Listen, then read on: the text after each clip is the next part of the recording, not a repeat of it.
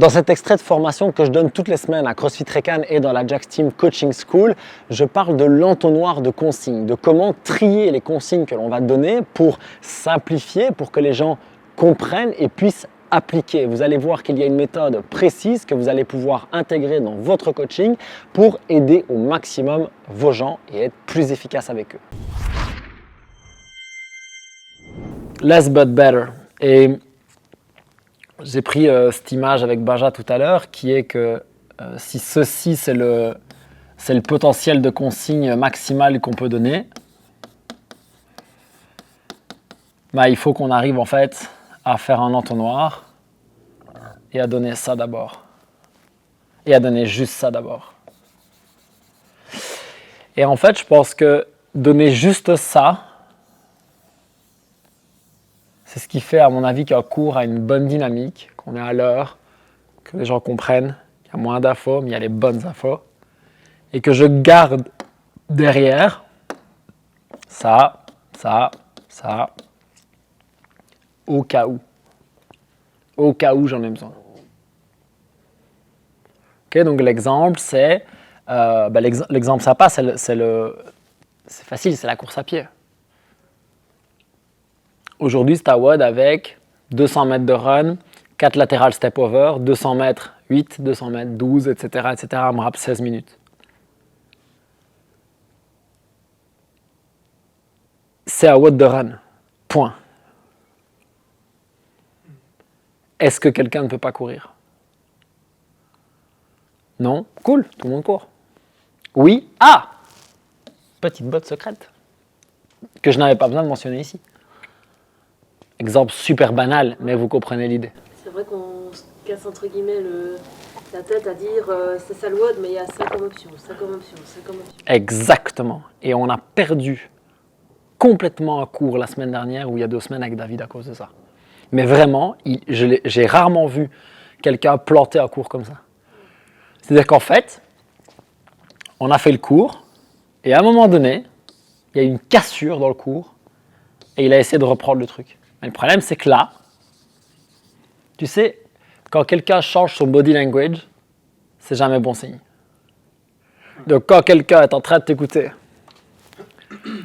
et qu'à un moment donné, il commence à faire ça, ou il commence à regarder ailleurs, ou il commence à décroiser les bras, ou il s'assied, tu l'as perdu. Alors, soit tu l'as un peu perdu, soit beaucoup. Et là, en fait, il nous a beaucoup perdu.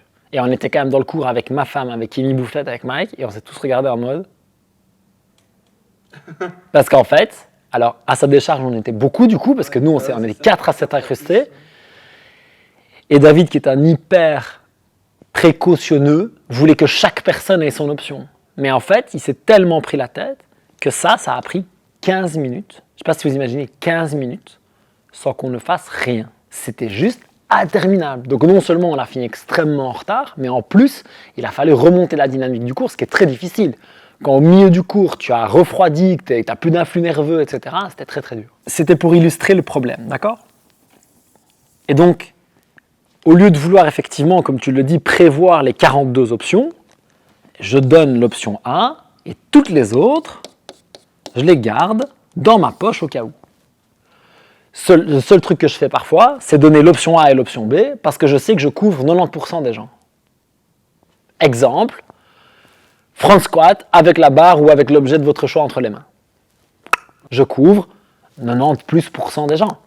Il y a une personne qui va me dire « Ah ben moi j'hésite entre le sac et machin » et je vais lui répondre. Mais je commence pas « Oui, si vous voulez les pecs, c'est le sac, si vous voulez les abdos, c'est ingérable. » Ok? Donc là, je parle pour des exemples d'adaptation, mais finalement, on peut faire ça pour absolument tout. Un des premiers trucs qu'on a coaché avec Benja, c'était que donc, on avait le warm-up,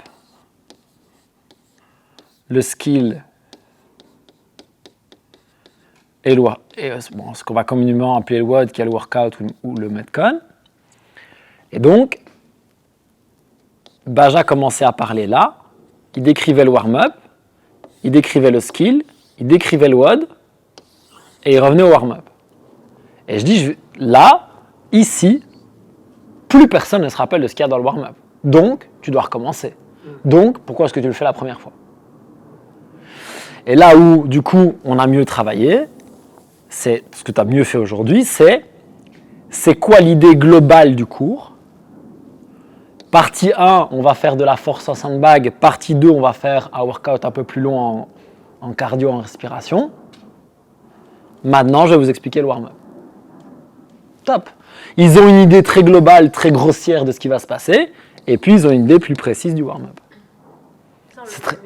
C'est beaucoup mieux, effectivement. Tu vois? Et ça, c'est des illustrations de ce que je voulais vous donner ici. Et je pense qu'il y a une règle qu'on va se mettre ici. C'est qu'on peut donner 2 infos. Au-delà de 2 infos, c'est trop. Je m'explique. Goblet squat. Ok, c'est le warm-up et on va faire goblet squat et burpees. Ok. 5 goblet squats, pied à plat, abdos engagés, 5 burpees, arrivez bien sur le talon, 5 rounds, go. Ça passe. Ok, ça passe. Maintenant, ici, j'ajoute dumbbell snatch. Du hang parce que c'est plus facile. Goblet squat, pied à plat, abdos bien engagés. Burpees, on atterrit bien sur les talons, 5 reps de chaque. Dans le dumbbell snatch, n'oubliez pas, on cherche les fessiers. Et puis en haut, bien stabilisé avec l'épaule. Est-ce que vous vous rappelez de ce que j'ai dit en goblet squat? Oui, parce que je l'ai dit 2 fois. Mais c'est déjà beaucoup plus vague, beaucoup plus flou. On dilue en fait. Et plus j'ajoute, plus je dilue. Donc, qu'est-ce qu'on fait dans ce cas-là? Moi, je vais vous le dire, à chaque fois qu'il y a 3 mouvements, à chaque fois, je fais... Ok, prenez un kettlebell, 5 goblet squat. On engage, 5. 1, on respire, gain, pied à plat, 2. Machin. Ok, vous avez fait 5, top. Lâchez le machin. Voyons les burpees. Burpees, pied à plat, on souffle, on y va. Tac, 1, 2, 5. Cool. Maintenant, prenez votre... Donc, je fais une cassure, en fait. Vous voyez ce que je veux dire? Et je fais pratiquer. Oui, comme ça, ils sentent les choses, ils retiennent. Tu viens de dire le mot clé. Ils sentent, donc ils retiennent. Alors, je vais vous faire une petite aparté sur la mémoire juste après. Un truc très intéressant que j'ai appris, qui corrobore complètement ce que je raconte. Maintenant, prenez votre dumbbell. Ok, bras gauche. On va faire fessier, stabilise. Cool. 5 reps, changez. 1, 2, 3. Vous avez fait 5 reps de chaque, vous vous rappelez? Cool. Ça fait 5 par bras. Et maintenant, on fait 2 rounds. Ok? Ils ont fait un round avec moi, ils en font 2 en plus, ils sont échauffés. Cool, clair, rapide, tout ça. À partir de 3 mouvements, tu fais ça à chaque fois? Chaque fois. Sauf si les 3 mouvements, c'est run, planche avant-bras Vélo. et vélo. Ouais, Voilà. ça. Là, non, parce qu'il n'y a pas besoin.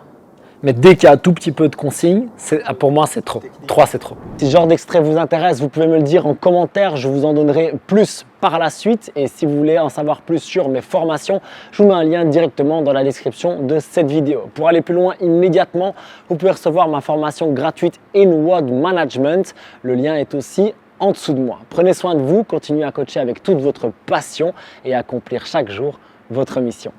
Peace!